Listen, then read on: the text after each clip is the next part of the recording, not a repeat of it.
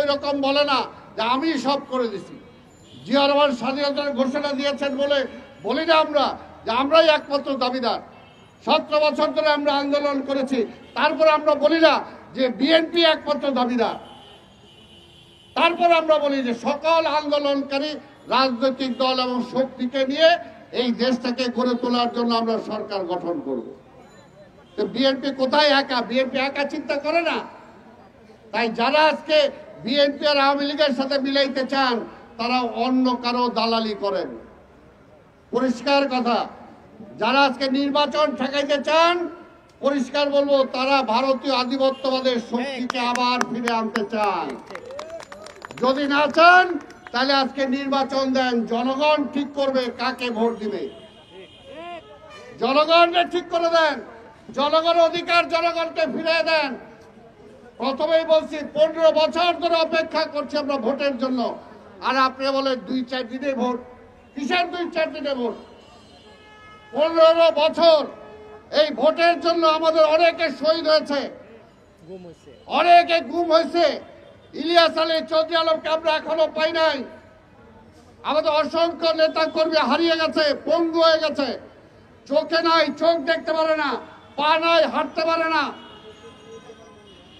আমার অনেক মা বোনেরা তার ইজ্জত খুঁজেছে আওয়ামী লীগের হাতে, শুধুমাত্র ধানের শীষে ভোট দেওয়ার কারণে। আমরা দেখেছেন নোয়াখালীতে, ফেনীতে কিভাবে মহিলাদেরকে রেপ করা হয়েছে। আর কি দেখবেন? আমরা অনেক ত্যাগ করেছি, তারপর আমরা চাই না যে বিএনপির নেতৃত্বেই সব হোক। আমরা চাই সকলের নেতৃত্বেই আমরা এই দেশটাকে গড়ে তুলতে চাই। তারেক রহমান এই কথাটাই বারবার বলেছেন। কোথায় ভুলটা, কোথায় অপরাধটা কোথায়? কিন্তু নির্বাচনে ভয় পান, হাসিনাও ভয় পাইছে, আপনারাও ভয় পান। এটা তো হবে না।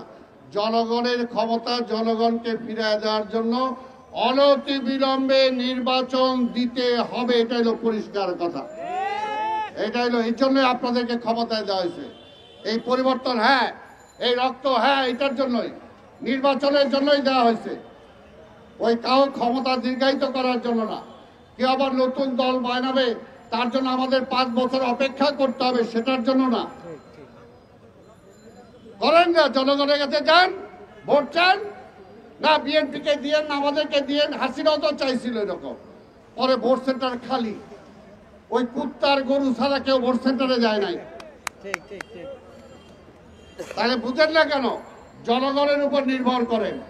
জনগণ কি চায়? ইউনূস সাহেব, আপনি দেশে বিদেশে একজন আপনার সম্মানী ব্যক্তি। আমরা আশা করব আপনার কাঁধে ভর করে যাতে ওই পরাজিত ফ্যাসিবাদ আবার না আসতে পারে, এই ধরনের কলঙ্ক